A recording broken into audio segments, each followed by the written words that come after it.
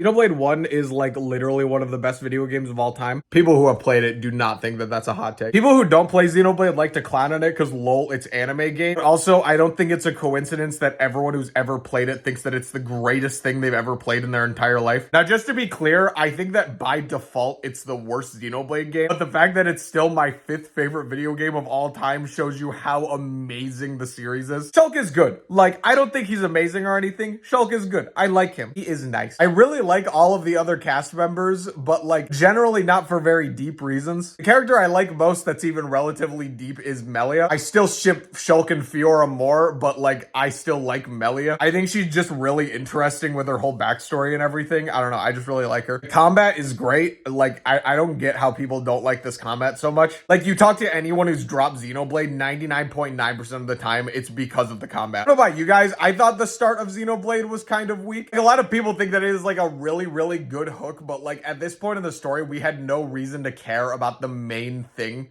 that actually drives the plot. Don't get me wrong, Xenoblade 2's start is absolutely worse. I think 3 had a really good start. 1, I don't know. I think it had room for improvement. I mean, clearly if I'm the only one thinking this, then clearly it was a good hook. Everything from the last 33% of this game is the most bonkers stuff I've ever seen in my entire life. So not to keep comparing the games to each other, but why do people pretend that like Zanza was like the best written character of all time? Don't get me wrong, I love him as a villain because I think that what he represents is so much more important than his writing. But why are people so upset with the villains of the next 2 games when they do the exact same thing? They have like super mediocre, weird backstories that aren't really relatable in any sense because they're like cosmic entities, but they like really well represent the message of the game. I just thought that was like a common theme with the series as a whole. The ending, like many JRPGs, is just when you fight God, but obviously you're not going to relate to God too much, but they represent the meaning of the game. That's kind of the whole point with fighting God at the end of JRPGs. But I don't know why everyone's just like, no, Zanza was different. No, he wasn't. What? The environments are like absolutely amazing. The combat is super fun. The dialogue is incredible. The pacing is really well done. Like in the moment, you really like it. In hindsight, not much happens until like the later parts of the game, but like it's still really fun. I think like the overall message and execution of like the near ending parts are like some of the best storytelling ever done in gaming. There's a reason this game resonates with so many people. It's just a world you want to get lost in, whether or not it's the lore or the design. You come to love every single character by the end because their dialogue very clearly communicates their motivations and their relationship. Overall, I can think of no reason why you shouldn't play it. I would still consider this a 10 out of 10. You can't be in the top 5% of games I've ever played in my entire life and not be a 10 out of 10. Anyways, Xenoblade 2 is better.